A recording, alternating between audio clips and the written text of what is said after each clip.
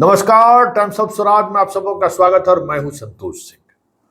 और आज हम टाइम्स ऑफ स्वराज पे चर्चा करने जा रहे हैं कि 15 घंटे से अधिक समय तक गुलाब यादव और संजीव हंस के ठिकाने पर छापेमारी हुई, कल भी हुई, लेकिन कोई बड़ी रकम या कोई बड़ा इन्वेस्टमेंट या फिर कुछ और बड़ी बातें अभी तक सामने नहीं आई है।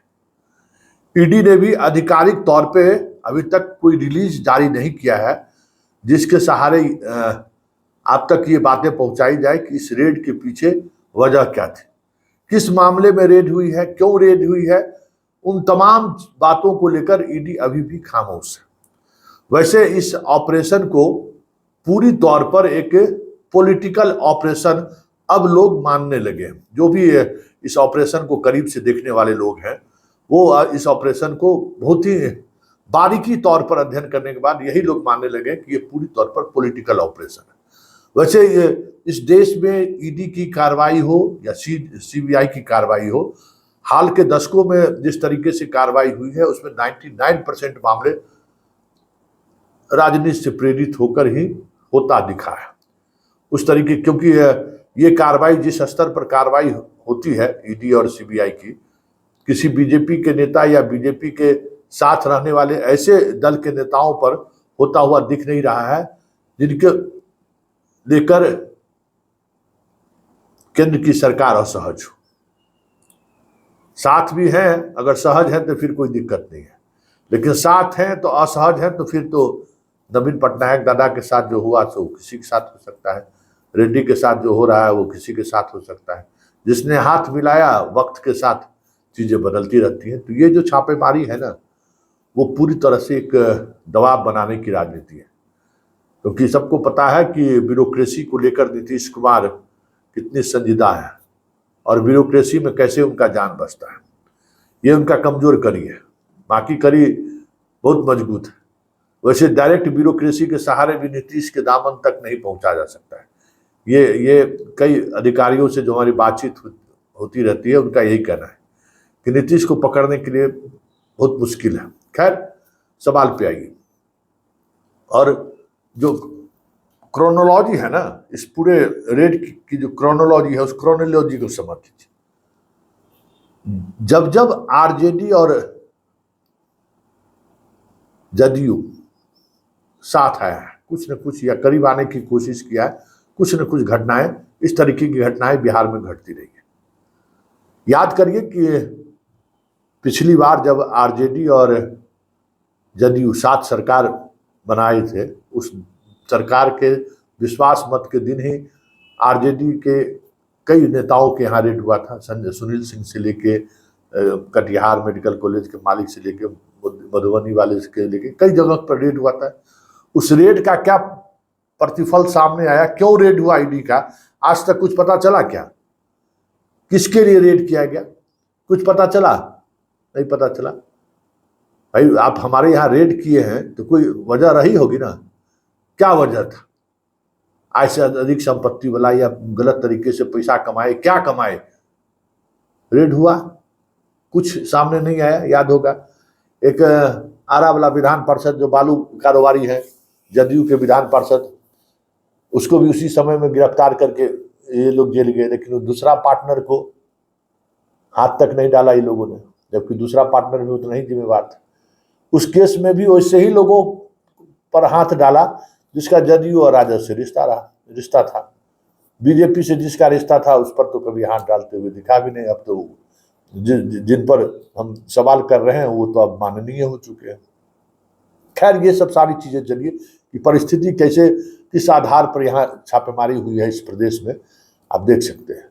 इस प्रदेश में याद होगा जब लालू से हटने वाले थे तो तेजस्वी यादव के घर पे भी छापेमारी हुई थी, जिसमें नीतीश कुमार बहाना बनाए थे कि अब हम ईमानदार हैं, हम पर जो छापेमारी हुआ है गलत तरीके से हुआ है, वो कह दें तो हम फिर गठबंधन जारी रहेगा। तो मतलब अभी तक जितने भी छापेमारी केंद्रीय एजेंसी की हुई है, जब जब हुई है तब तब सत्ता समीकरण बदला है। चाहे 2017 में हुआ हो, 2000 अभी जो 22 में जो सरकार बनी थी उसके बाद हुआ हो, मतलब जब जब हुआ है तब तब कुछ न कुछ बात है। लेकिन अभी ऐसा क्या बात है? अभी तो सब कुछ ऑल इज वेल है।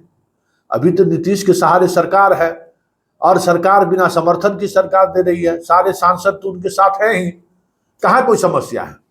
अरे भाई, जितने जदयू के सांसद हैं, क्या नीतीश कुमार इस बार अलग होने की घोषणा करेंगे तो एक भी साथ इनके आएगा क्या? जो सबसे भरोसेमंद आदमी है, जिसको सबसे पहले कह दिए कि भाई हम हमारे दल के उम्मीदवार होंगे, उन्हीं की अगुवाई में सब चल देगा क्या? कोई कुछ रखा है क्या? तो फिर ये क्यों संजीव हंस के सहारे क्या संदेश देना चाहते हैं? देख लीजिए, ये जो खेल है ना गुलाब यादव और संजीव हंस का, अब जो चीजें सामने आ रही हैं, गुलाब यादव माध्यम है बिहार के आईएएस अधिकारियों पर की घेराबंदी करने का।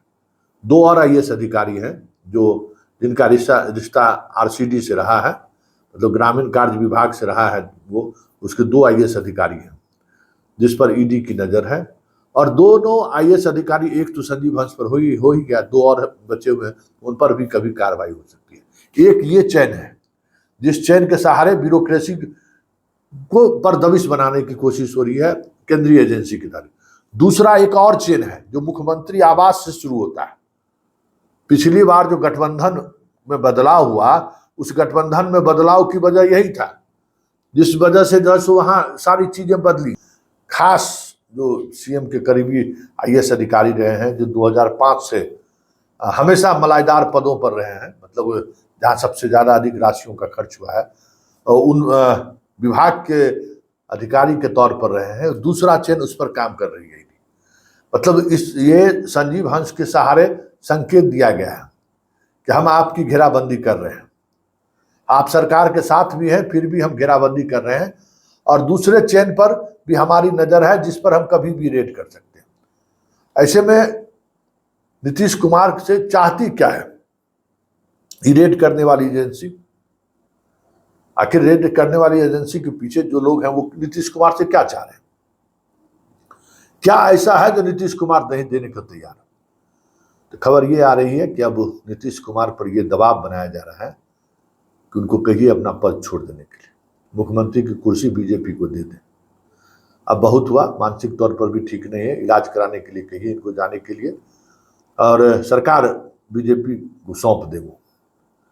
और ये सांकेतिक तौर पर नहीं, बहुत ही सीरियसली ये संकेत आज दे दिया गया। और या फिर आप अपने निर्णय लेने के लिए स्वतंत्र हैं, आपको जो करना है करिए, लेकिन अब आप गद्दी छोड़ दीजिए। और उस संकेत के बाद हमें लगता है कि नीतीश कुमार पर एक अलग तरीके का मानसिक दबाव बनने लगा है।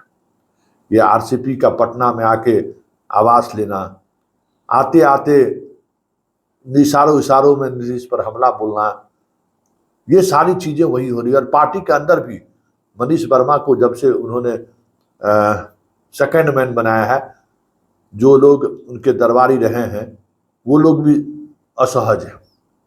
इसलिए कह सकते हैं कि नीतीश कुमार इस बार चारों तरफ से घिरते हुए दिख रहे हैं। बस सब कुछ जनता के ऊपर निर्भर है। जनता जो जनता इनको लोकसभा चुनाव में एक नई ताकत दी इनको, लेकिन जिस मानसिक हालात से ये गुजर रहे हैं और जिस स्तर पर अधिकारी इनके साथ दगाबाजी कर रहे हैं, इस बार वापसी बड़ा मुश्किल लग रहा है।